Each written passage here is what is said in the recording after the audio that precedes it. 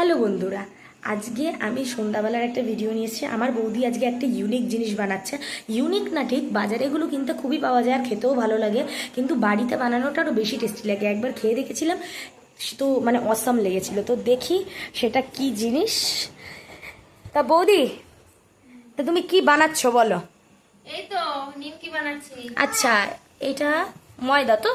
হ্যাঁ, এটা বেলবে? ও এই আচ্ছা। ময়দার সঙ্গে একটু দিয়েছি বুঝলি, কি তোর কি বলবো,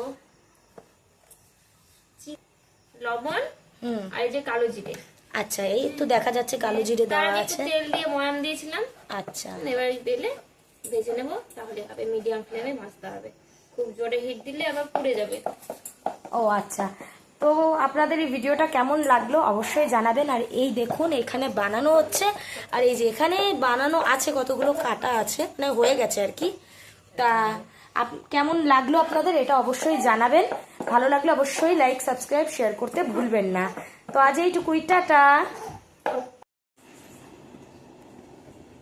ও বৌদি, কি গো, যেগুলো ওই বেললে কাটলে তো সেগুলো ভাজা শুরু করেছো? দেখবি ছাড়বো। দেখি কিরম ফোলে। আরে সাবাস, কি দারুণ ফুলছে দেখুন এই নিমকিগুলো, দেখুন। আর এগুলো খেতেও দারুণ লাগে, আর বাড়িতে বানানো জিনিস তো সবসময় ভালো হয়। গুড জব বৌদি, তুমিই দোকান দিও।